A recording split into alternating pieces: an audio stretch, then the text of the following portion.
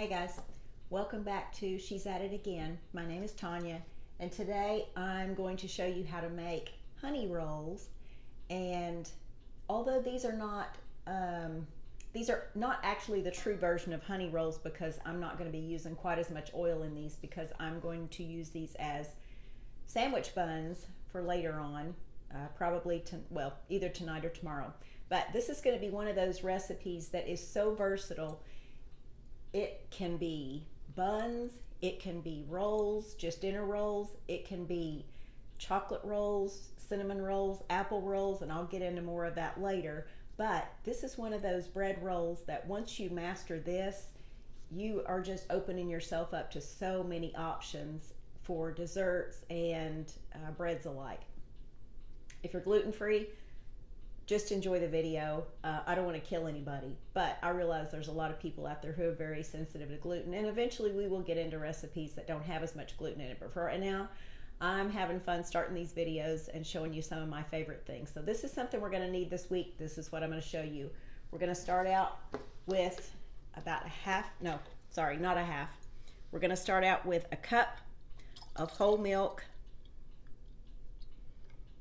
and let me make sure I'm getting this measurement on the front right. Yeah, this has marks on the front and on the inside of the cup, so I just want to make sure I'm getting that right. That's one of my new cups I'm playing around with. So I'm going to set this directly on the stove. To this, I'm going to add a little bit of honey, because I want the honey to be dissolved in this. This is what the yeast is going to be feeding on. We're not going to use sugar in this, thus these are called honey rolls.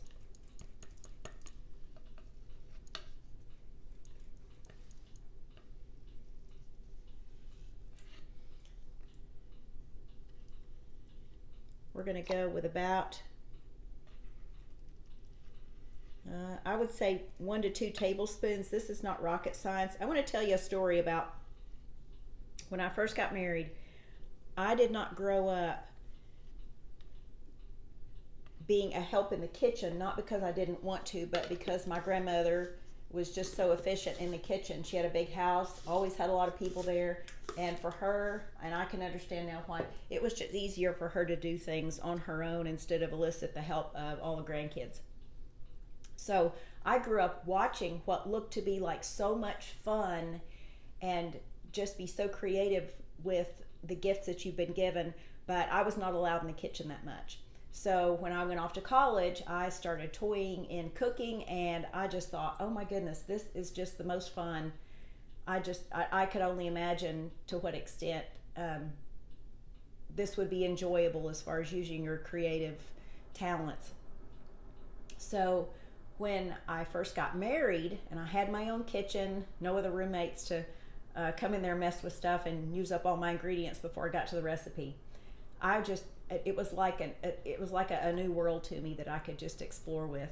So I would toy in a lot of things. I did a lot of baking cookies. I was actually good at pies, only because I just happened to accidentally make a good pie crust in a home ec class in high school. I didn't know what I was doing any more than I did anything else, but it turned out right. So I just automatically thought, hey, this is something I can do. And I've never looked back and gone, how did I even do that? It's just like it was built into me to know how to do those things. So all that being said, I toyed with a lot of things. I looked at recipes, I searched out new things. Of course, back in the day, you looked in magazines and things like that. You didn't have the internet. This was back in the early 80s. So about the only thing that I didn't delve into was making yeast bread, only because I was kind of scared of it. It looked like there was a lot of science to it, looked like there was a lot of opportunity for me to fail at something, and I didn't want to waste ingredients. It wasn't that I was afraid to fail, it's just that I didn't want to buy ingredients for something and then mess up the whole thing and have somebody waiting on something to eat, there not be anything for them, or just the fact that I'm wasting food. And I'm real big on not wasting food. So it was years before I ever, I would say at least 20 years before I ever decided to even try to make anything out of yeast. But when I did, I saw how much leeway there was for making mistakes. You almost can't mess it up unless one of your ingredients is just not right. Like if your yeast has died, and I use mine quick enough to where it's not going to die. Plus I keep it in the refrigerator. It's not going to die in there. So once I figured that out, that there was room for me to add or take away ingredients and still not mess it up, it just gave it a different texture, a different flavor, and I learned which ingredients could make it a better texture for certain food items and which were less desirable. Overproofing, underproofing, things like that. I kind of got the knack for that. So all that being said, this is one of those things where I really, really hope you try this, and I'm going to make it simple enough, hopefully, to where you watch this video and go, oh, okay, well, it doesn't look as hard as what I thought it was, and that you give this a try. It is my sincere hope that you respond to this video in the comments by saying, this is the first time I've ever tried a yeast bread, and I can't believe how good it turned out. My family's excited, or I'm excited, or I gifted these to someone, and I just felt like such a success at this. So I want to make this simple. I'm going to try not to chop this video up enough to where it looks confusing. So what I want to tell you is we're going to start out with our cup of whole milk and about a tablespoon to 2 tablespoons at the most of a honey. It doesn't have to be raw honey. You're going to have to cook it. It's going to heat up enough when it's cooking, so it doesn't matter if it's raw. That benefit is not going to be there for you. But we're going to start out, put this over some low heat, and you're just going to warm it up enough to where when you stick your finger in it, it's not going to feel too cold and it's not going to feel too hot. If you have a thermometer to check the temperature with, you want to get it to about 110 degrees. But if you don't have a thermometer, don't sweat it. It's not going to be a big deal. I could probably put this in the mixer right now and start mixing my yeast into it, and eventually it's going to rise. But for ideal rising times that I know how to keep an eye on, it's going to be the temperature where some people refer to it as body temperature or skin temperature, where you stick your finger in a liquid and you can't really feel a temperature difference. So you know it's about 100 to 110 degrees. So we're going to put this on a burner and start heating it up.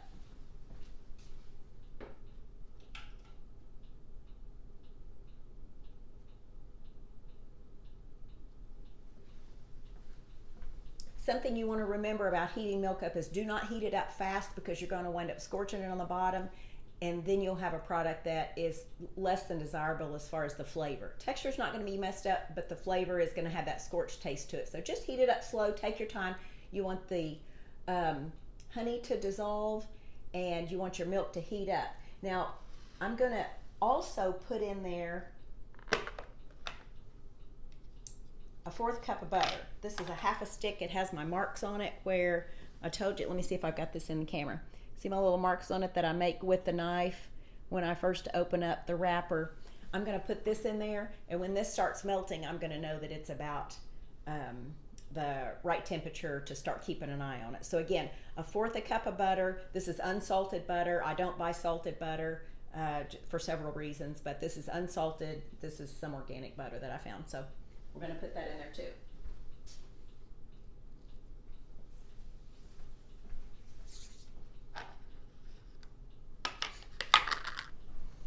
Okay, we're back again.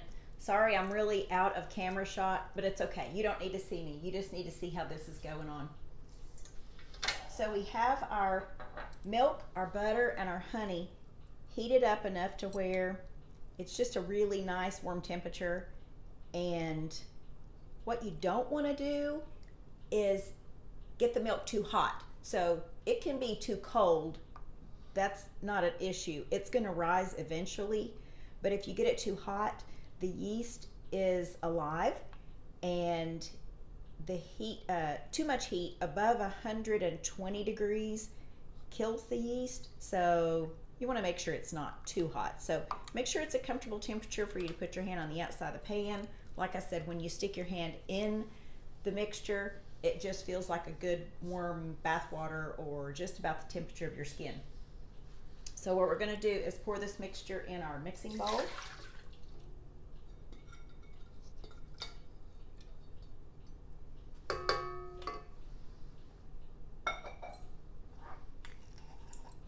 take our yeast and sprinkle over the top of it.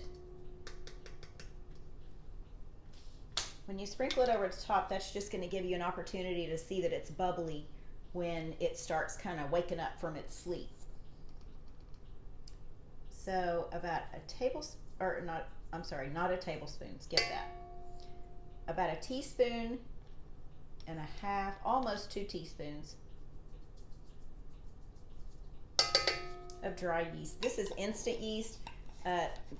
This is actually just the bottle I keep it in. This is not actually the brand of the yeast that I use. I buy mine at Sam's in the big bags because I use a lot of it. So we're going to just let this sit in here. Be patient with this. This is when you really need to have something else going on, I guess, and not just standing here looking at this because you're going to be going, it's not doing anything, it's not doing anything. Give it a few minutes and it'll start getting active, it'll start getting bubbly, almost like it's waking up from its long winter's nap. And when that happens, then you can start adding the other ingredients to it. Meanwhile, start collecting up about 3 cups of flour, maybe a little bit more.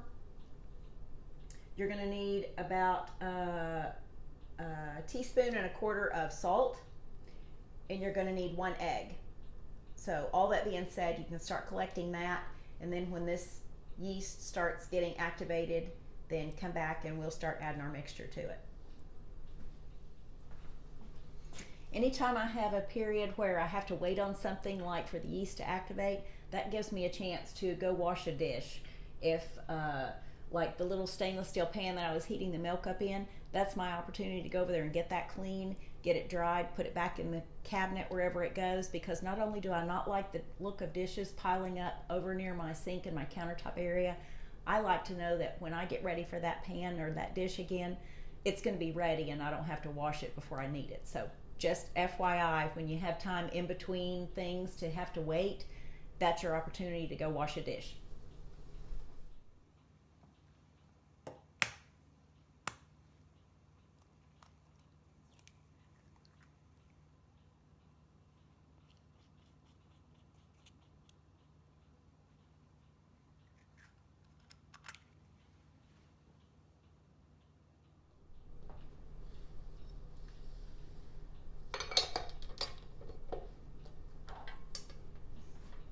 I have plug mold on both sides of my kitchen island, so I have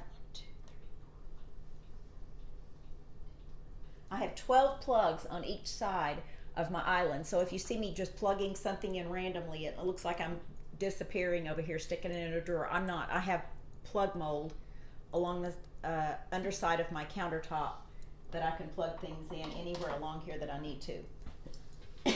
This is the bonus when your house burns and you get to come in and redo what you want, and you want it done the way you want it done. So in all the trauma of a house fire we went through 17 years ago, this was one of the blessings. I got to do the kitchen the way I wanted to. So I don't live in a big fancy house. It's just I have a really super nice kitchen that is designed the way I need it to work. All right, so now we're going to add our egg to this. Just have 1 egg. Dump it in there. Notice I broke it into a bowl. I don't break my eggs directly into whatever I'm cooking because inevitably there's a piece of straw on it from the chicken's nest, or there's some chicken poop on it, or there's an eggshell that gets dropped into things, and I'm not going to go through and fish that out when there's milk and flour and stuff like that in there and I can't see what I'm doing. I may as well just throw the whole thing away. So if you will break your eggs into a clear bowl and then transfer them into your product, you can see from underneath and all sides whether you've dropped anything into it. Just a safety factor there. One of the gals that I watch on YouTube learned that lesson the hard way recently. She put an egg into something, and I think the egg was actually bad, and by that time she had already put several eggs into whatever she was making and just ruined the whole thing. She had to dump the entire thing out, and lucky for her audience, she left that on the video. She didn't try to hide the fact that she goofed up, but she learned very quickly that you put your eggs into a clear bowl before you transfer them into whatever you're making, because it will mess up a whole dish. Okay, I'm going to give this a little stir with the mixer just to break that egg up.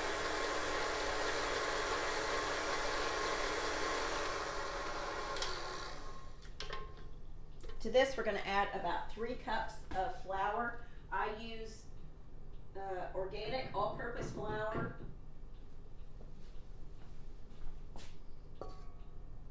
If you use conventional all-purpose flour, that's fine. That's your decision. But what you might want to do is consider using at least an unbleached flour, because the bleach that they use in flour to give it a longer shelf life is potassium bromate, I believe, and bromine and bromate is a carcinogen.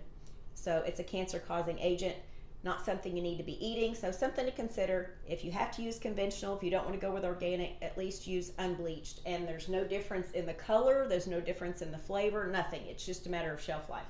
So that's 1 cup.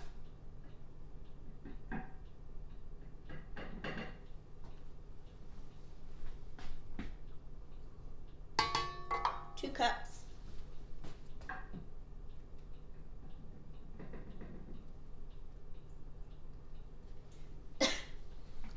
And 3 cups. I start out with 3. Sometimes I'll add a little bit more. I just need it to get the right feel. I'll tell you about that in just a minute. But what I always tell my daughter is you can always add more, but you can't add less. So start out with the minimum amount, and then you can add to it later on if you need to. On top of the flour, but not in the liquid mixture, if you can see it anywhere in there. Try not to add the salt directly on top of the yeast. There's a lot of conflicting information about whether or not this is true, but I'd rather be on the safe side. They say not to put your yeast and your salt together because the salt will adversely affect the yeast or kill it at worst. So let's just put it on top of the flour, let it mix in that way. About a teaspoon and a quarter maybe. Salt not only adds flavor, but it also tempers your rising. If you didn't have the salt in there, the yeast would just go nuts. And it would be like the I Love Lucy episode where she and Ethel tried to bake bread and it just kept coming out of the oven and it knocked her up against the cabinet on the other side of the kitchen. So we don't want that to happen today. All right, let's get this going. We'll just give it a stir for a few minutes. Our initial stir, and then we'll give it time to relax a few minutes. And then we'll start stirring it again.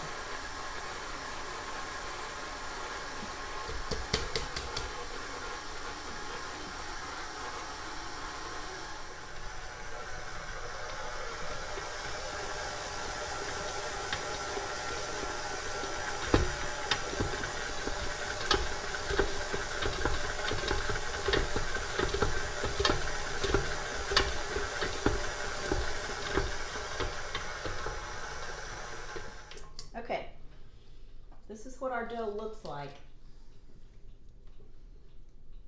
And I'm going to scrape the dough off the hook, off the dough hook, and get it off as best I can. And what I need to do is feel of it at this point. And I'm going to give you this explanation. You might watch 100 videos and they're going to give you a different explanation, and it's really going to resonate with you through one of those. But being a descriptive person that I am, I want to tell you that what I look for it to feel like is very soft baby skin. Baby skin is not tacky. It doesn't stick to your fingers, but it's very, very soft.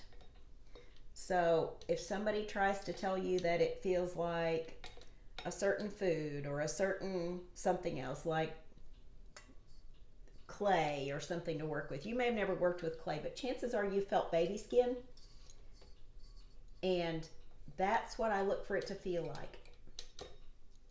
I could probably make bread in the dark as long as I could see what I'm measuring. But I can definitely tell you if it's the right texture or not just from that, knowing that I'm looking for it to feel like baby skin.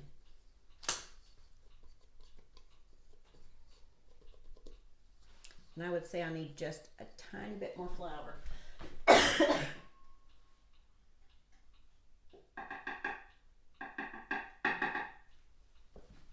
And when I say a tiny bit, I mean like maybe I'd say about a tablespoon.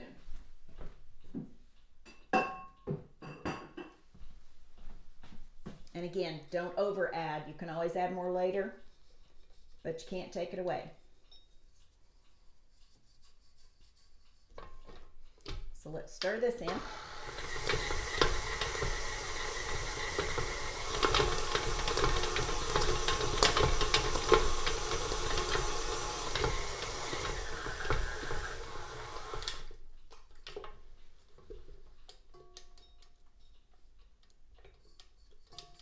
All right, that's good. It's not sticking to my hands.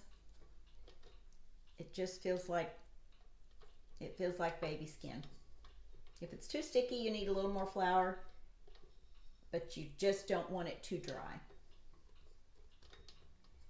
So we're going to put this back down in the bowl, get it off that hook. What we're going to do at this point is let it rest for just a few minutes. And what that does, just like it says, it just it allows it to relax, and it's going to be a lot easier to work with. It's going to build up that gluten in there, that gluten protein. Once it starts getting mixed again, we're going to let it rest for about 5 minutes. After the 5 minutes, we'll come back, turn the mixer back on, and we're going to mix it for 40 minutes. So if there's something you need to do, go start some laundry, go fold some laundry. Don't leave the house, because your mixer might vibrate and walk off the countertop like mine's done before. But we're just going to let this sit in the bowl for about 5 minutes, then we'll come back in just a bit and turn it back on. All right, we've let our dough rest for 5 minutes now, and we're going to turn it back on. I'm not going to keep the video rolling, because who wants to sit and watch a mixer running for 40 minutes? It's going to be doing the same thing. It may move around the countertop and I have to corral it in, but it's just going to go for 40 minutes. I'm not going to turn on super high. I would say that's on about 3 on my KitchenAid mixer, and my mixer just goes all over the place. I don't know what's wrong with it. Couldn't be because it gets used too much. But we're going to let this go for 40 minutes. I'm going to set a timer. When that time is up, then I will come back and show you what the next step is. So hope you're following along, taking some notes, and getting excited about making some bread. Okay, it has been 40 minutes that we've had our mixer going, and in the meantime, I'm over there making chicken fried steak in the background, so ignore the sizzling noise. We're going to take our hook off of this, and we are going to put a disposable shower cap on here. If you travel like we do, normally the amenities package, the complimentary amenities that a hotel sometimes has, is a shower cap, and I don't know that I've ever used a shower cap. I don't know why you wouldn't want to get your hair wet in the shower. That's kind of what you're in there for, but I know there's probably a reason I'm just unaware of, because I just have hair that goes for days. But I usually take the shower cap home with me, and I have several extras. So we're going to take this and cover this up. Number one, to keep any dust, any bugs that might be flying around in the wintertime. I don't really know what those would be, unless they'd be fruit flies. We're going to cover this up, and it's also going to keep it from getting dried out. It's going to keep the humidity inside the bowl. We're going to let this rise inside the bowl for an hour. I know you've seen on the other directions. Take it out, grease your bowl, and put your dough back in there. Trust me, you can skip that step. Put the cover over it. If you just have a nice towel, a tea towel or something that doesn't have a lot of lint or anything on it, you can lay that across it. Let's leave this in there for an hour, and we'll come back in an hour, and I'll show you what to do at that point. We're going to shape our rolls. So hang tight. Okay, guys, we're back from our 1 hour rising of our dough, and we're ready to turn it out on the countertop. And we're going to divide it up into rolls. So we take our shower cap off. I like that. This is what it looks like. Let me make sure you're getting a good shot of it. So that's what our dough looks like. Nice and fluffy. See it collapse when I touch it. So notice I am not putting any flour. My countertop is clean. I'm not putting any flour on the countertop. The more flour you incorporate back into it, the less desirable, I'll put it like that, the texture of the bread is. So we're going to try to keep from incorporating any more flour into it once it gets started. Remember that 1 additional tablespoon I put it in at the beginning? That's about the last you want to add anything to it as far as dry ingredients.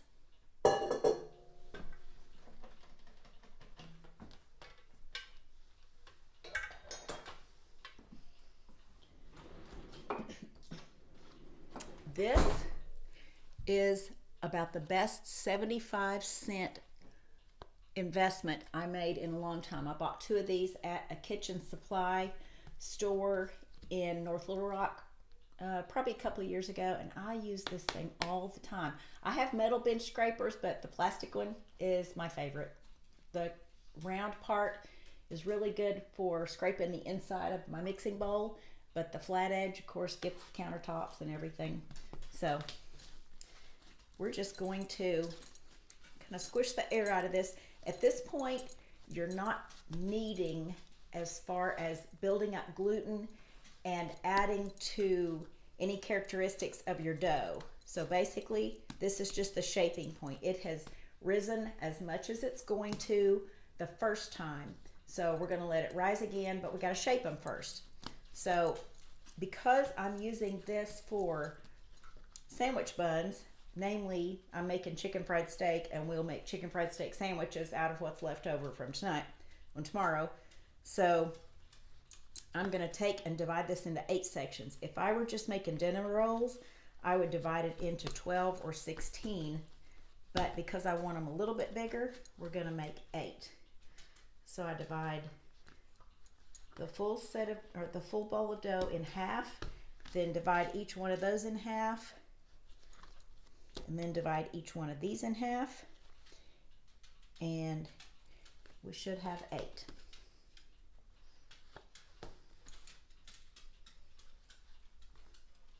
Okay. Here's our pan. I have a stainless steel shiny pan, and I just have a piece of parchment in there because I keep it in there most of the time, but you don't have to have it in there. So here's the way I do my dough. I'm going to try to make this as clear as I can. Let me get it on this side of the camera. So I take my dough and just keep bringing all the edges into the center. But people have different ways of doing this, and there's not really a wrong way as long as it's something that gives you the final product that you're after. So I just keep bringing the outside to the inside. So basically I'm bringing this part to this side continually. I wish I had a nickel for every one of these I've done, and I'd probably buy my own island near St. Martin somewhere. I'm telling you, I feel like I could do this while doing anything else. I've done it that much, but I enjoy it too. Okay, so just make sure it's kind of pinched together. You don't want it to necessarily come apart, but as long as the top of it is smooth, that's what you're after. Some people will take this, I've seen them on television, they'll go like this and roll them around, but I mean, if that works for you, then that's great, but this is what works for me. Like I said, no wrong way to do it, just whatever gets you the desired shape and consistency that you're after.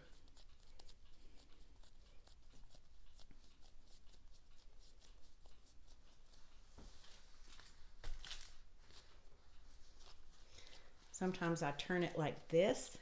There's different ways of doing it, but it's all basically about the same movement.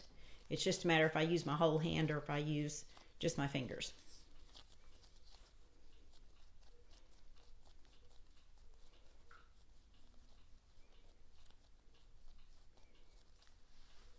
That one kind of turned out ugly, so we'll just say we're going to have one ugly bun, and that's okay. It's going to taste exactly like the other 7.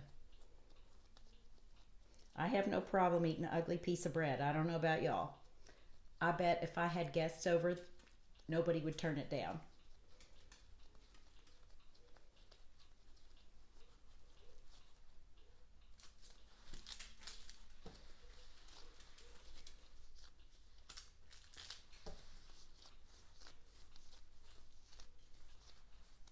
Sometimes if I have one that has come out a little bit with a little bit more dough than the other ones, just because when I eyeball it, I don't cut them all the same size. But if I have a larger one, I will put that in the corner instead of being one of the center rolls, just because it seems like the corners and the edges get a little more heat exposure. So if you have more dough, you want that to have more heat exposure, so it'll be the same doneness as the ones that are smaller and don't have as much surface to them. These look about the same size.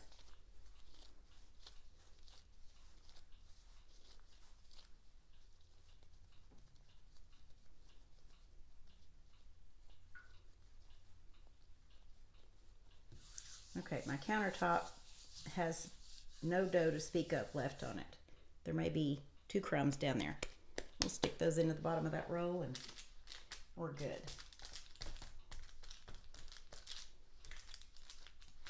Okay, I'm just mashing these down to have them have more of a bun shape to them, but they're going to puff up again. They're going to be tall. Nothing I can do about that. This time, I don't necessarily think my shower cap will fit over this pan. Sometimes if it's a smaller pan it will, but I don't think it will fit over appropriately for this one. So I'm just going to cover this up with a clean tea towel. I'm going to put it in my lower oven and we're going to let them rise. That's pretty much an area where there's no draft or anything. So we're going to let those rise for about 45 minutes. So I'm going to set the timer for 45.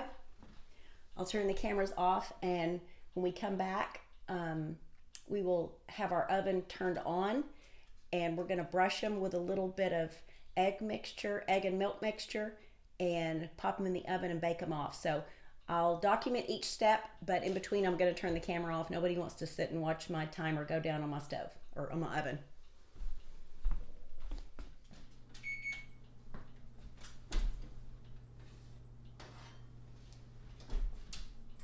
Okay, our oven is preheating right now.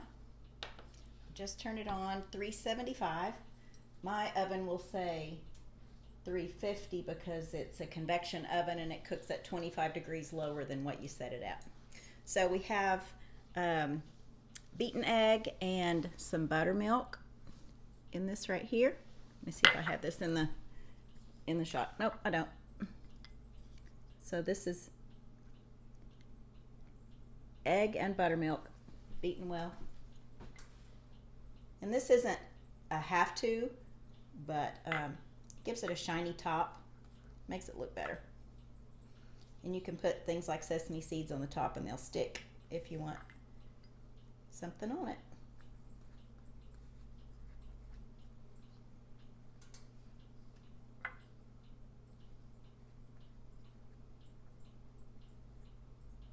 These will bake for about 20 minutes, but just depending on your oven, just keep an eye on them. You want them to be nice and brown on the top just because you want them to be done in the center. Nobody wants to bite into a raw bun.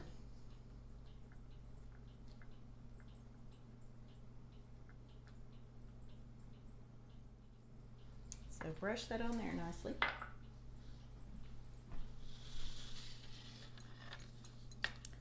Get a good look at that. So as soon as our buzzer goes off on our oven, letting us know that our oven is preheated, I'm going to pop these in there. We'll bake them off for about 20 minutes. I'll turn the camera back on right before we take them out of the oven, just so you can see what they look like when they're finished baking. So hope y'all are keeping up with this, and I'm excited to hear about anybody who's out there that's trying this for the first time. Really, really excited because this is a passion for me, and I hope I'm passing it on to you. Thanks. Okay, taking our rolls out of the oven.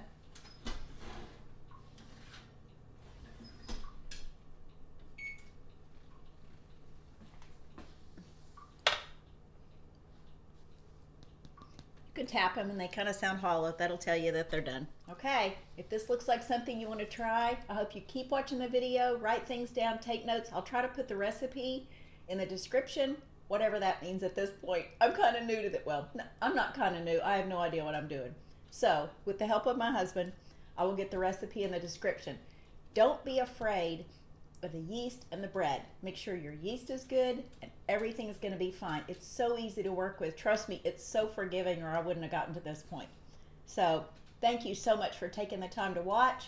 Thank you for having interest in this, and we look forward to the next video.